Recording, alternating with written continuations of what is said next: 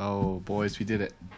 We got back onto the green column finally. It's been a rough couple of weeks, but hopefully we're back. Uh, Hopefully the streak kind of ends. I'm just gonna stick with what I was doing. Start with the model, find the games I kind of like, and then dig into them a bit more to see if there's any good positions to take them on. Anyway, FDU blowout. I think they win by like 40ish, pretty free, even if the line moved to like 9.5. Delaware got a little bit sweaty at times, but they ended up uh, pulling through at the end. It was pretty much around that number most of the game. William and Mary dominated early, kind of almost collapsed. Uh, yeah, ended up winning by one, I believe, but had a good chance to lose that game. North Alabama, uh, back and forth. They were going from like winning by 20 to winning by 10 to winning by 8 to winning by 5 to winning by 15. They were kind of always in control, but yeah, that one was relatively sweat free. Central Arkansas, pretty rough one. It was a pretty close game. I think they were only down by 5 at half, but they kind of imploded. Jacksonville just really couldn't miss in the second half, so they ended up losing by 15. Pretty close to the cover, but it is what it is. Sam Houston. That game was pretty intense, actually, back and forth all game. Fortunately, Sam Houston ends up pulling up in the end, draining some really big threes. Seattle, yeah, probably the last time I ever take a team traveling like over 1,500 miles. In my head, I thought they had traveled like a few days ago and were kind of settled, but I guess in this case, you don't really travel right away, so they actually were pretty messed up, and had only been on site for like less than 24 hours before they played. So I have to look into travel times more rather than just the date of their last game. So mistake on my part. And Nebraska went against the model here. Stupid decision. It was kind of close near the end, but Maryland was obviously the better team. Revenge spot or not, sometimes there's just way too much talent and too much height on that team. They just dominated the boards and just got so many extra possessions. So 5-3 on the day, we take it. Anyway, let's go on to the 5 games that I like for tomorrow. All right, heading on to game number 1, we have Cornell heading on the road to play Harvard. Now, this is kind of a similar spot to the Maryland game today that unfortunately I bet on the wrong side of. And this time I'm going to trust the model here. I'm not going to go against the model and try to think of the fact that Harvard just lost to Cornell like a couple weeks ago at Cornell's home. Now Cornell's coming into their home court. Yeah, I'm not reading into all that. I think Cornell is straight up just the better team, and we're getting them in a position where they play their best. If you look at their power ratings, this is a Cornell team that is 4-0 as road favorites. Harvard 2-2 as home dogs. And we're getting this Cornell team after a rare loss against Yale, where it just got blown out at home. Now they're heading on the road, playing a much worse team. I think they're going to want to take out their anchor. And they shot really well in that Yale game. They got 88 points, which, if you score 88 against Harvard, you're probably covering this number every time. And Yale's defense is significantly better. Yeah, this is a Cornell team that just beat Harvard at home, where they actually play much worse, and Harvard plays much better. And now we're getting Cornell on the road, where they've been a top 75 team on the road, versus a Harvard team who is not even in the top 300 when playing at home this year. It feels like the revenge spot is not significant enough here for Harvard to cover, in my opinion. Last time I did bet Harvard, I think it was against the Princeton game, and I kind of got shafted, but Harvard shot way too well in that game, and they barely covered. So I'm thinking that that's not going to happen again. I think Cornell is just a little bit more well-rounded than Princeton, especially as of late. And if you look at the situation here, this is a Cornell team that has been better in almost every single regard. They have the best mid-range shot in college basketball, and they shoot everything pretty well. Harvard, not a very good defensive team.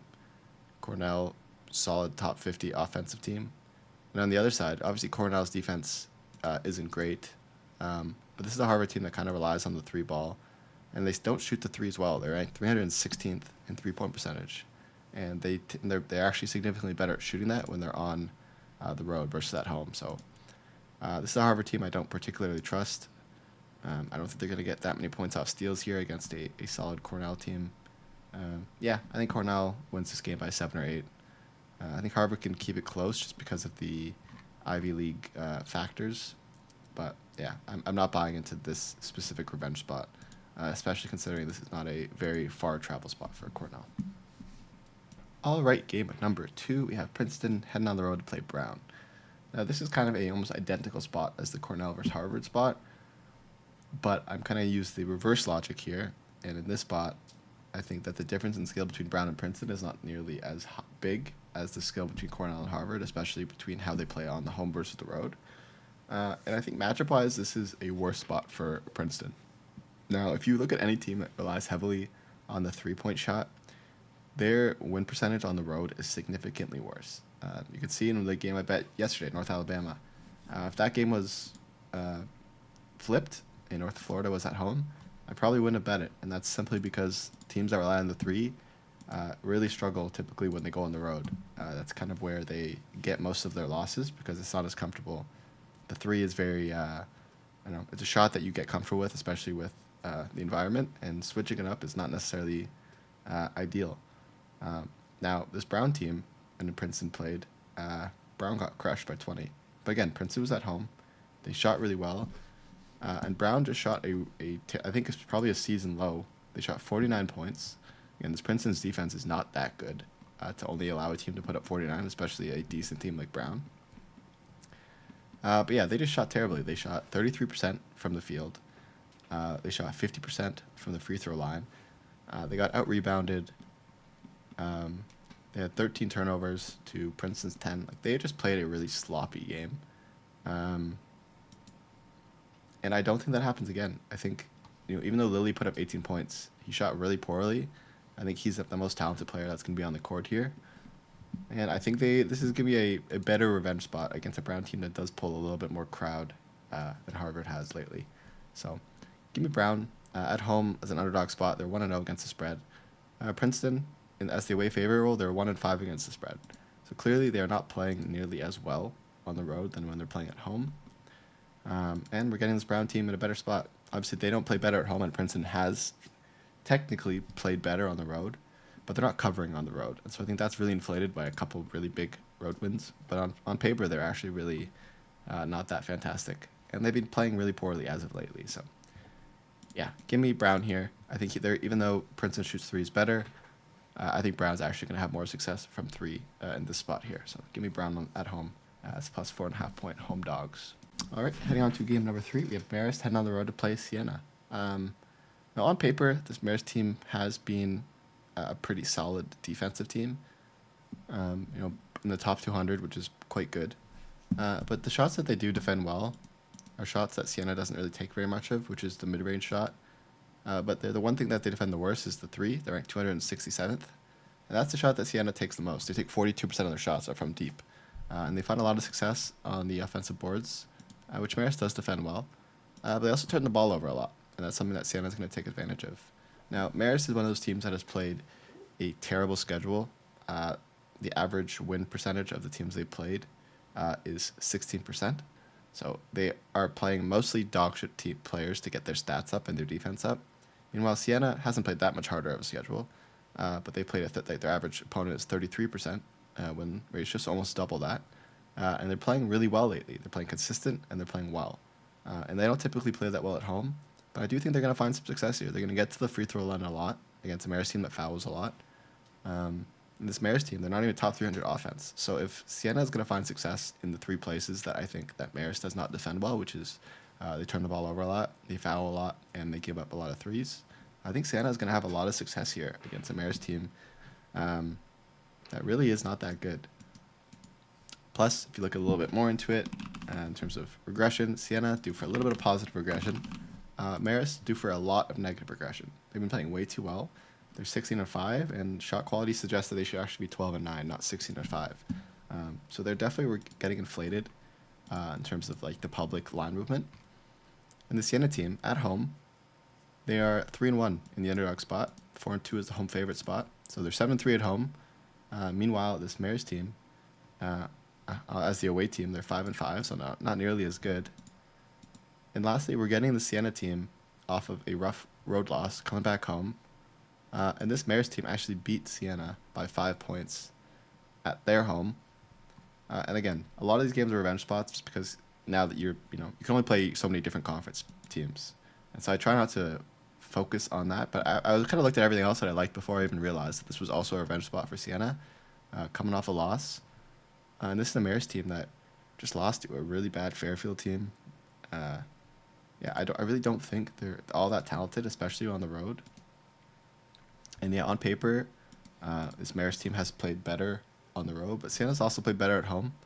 They have a top 150 home advantage in their last 5. They've been like a borderline top 200 team. And Marist, the last 5, they've been almost a top 250 team. So they're getting the better team here at home in a revenge spot. They have a favorable matchup here. Again, a team like Siena that shoots a lot of threes, it's obvious that they're going to play worse on the road. And now we're getting them back at home. I think they're gonna hit a lot more threes. So I think Siena's going to win here by 4 or 5 at home. All right, game number 4, we have Quinnipiac heading on the road to play Sacred Heart.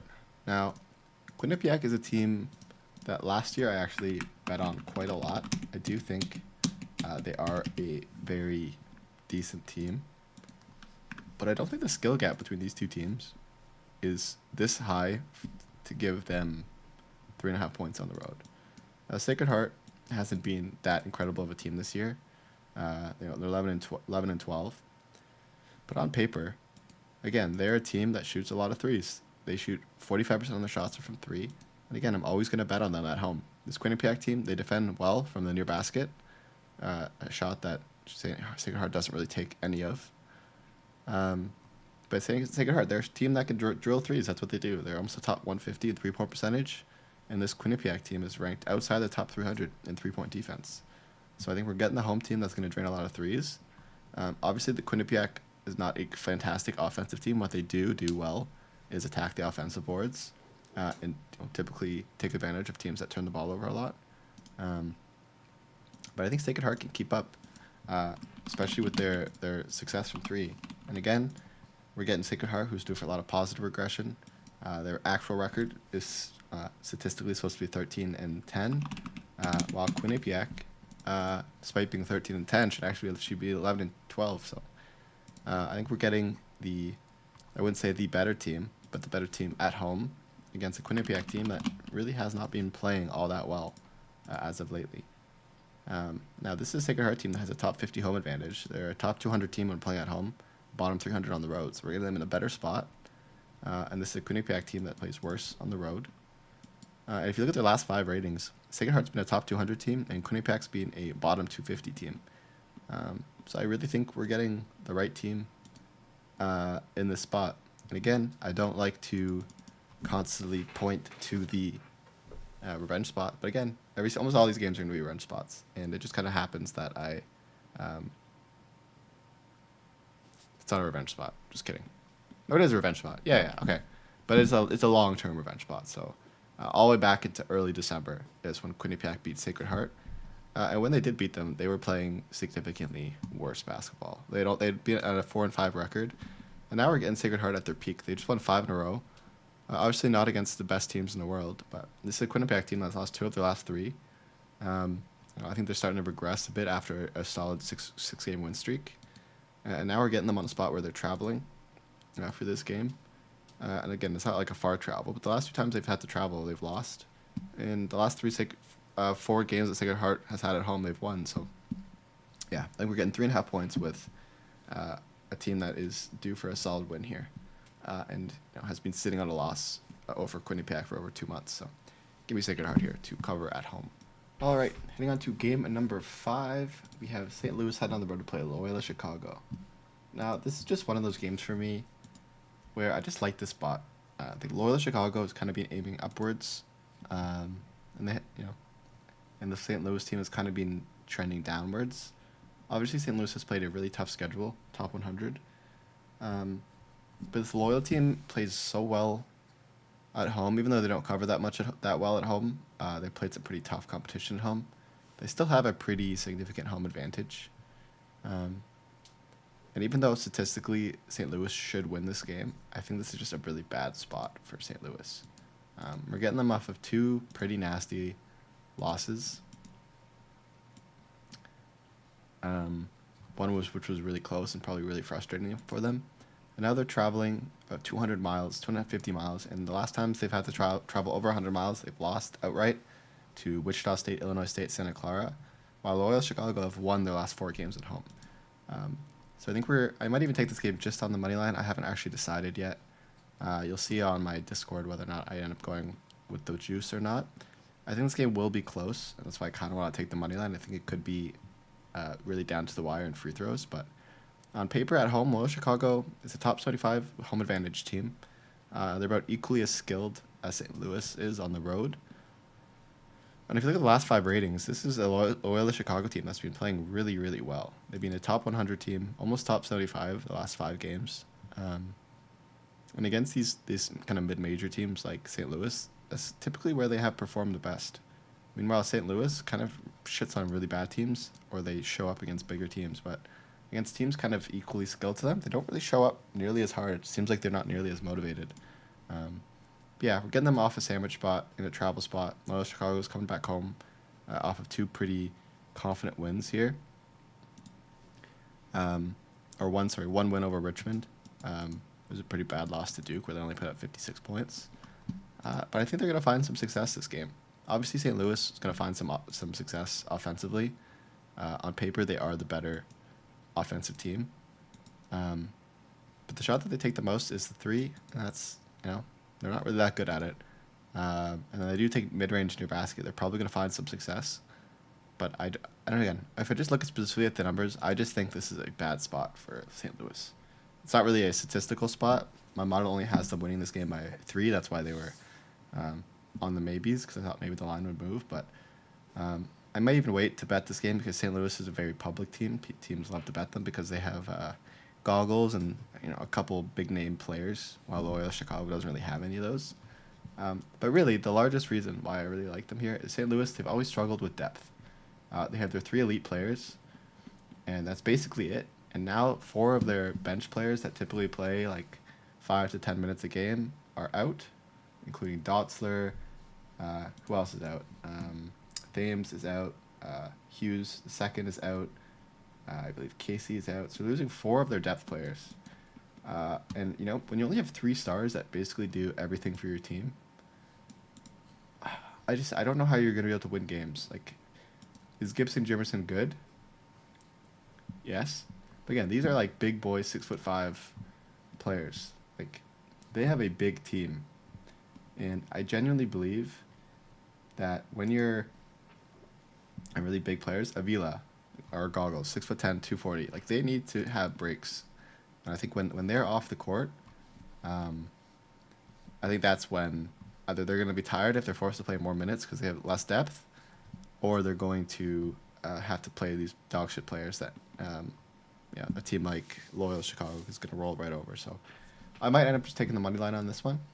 You'll see it in Discord to get an idea what I'm going for. Typically, in terms of like to track my record on here, I like to go against the spread, but occasionally I'll take a money line. So sue me. But yeah, that's probably the 5th player that I like the most for today. All right, in terms of the 3 maybes games I'm going to look at, UCLA, I just told myself that I will never fade Indiana ever again, because every time I do fade them, I lose, and when I bet on them, they lose. Again, this is a good spot for UCLA. I think they're the better team, but this Indiana team decides to show up on most random fucking occasions, so I refuse to bet against them. Maybe if UCLA ends up moving to the point where they're 2-point dogs, maybe I'll take a chance on them, but I think Indiana ends up probably winning this game. Green Bay, they're just so bad, man. They've lost 20 games in a row. The model does say that they should only lose the game by 3, and it should be one of my favorite games today. But they're just so bad, and I don't like to get blinded by that stuff. But they're just so bad. So I might end up betting this. I think the public will be all over Northern Kentucky because they have been the better team.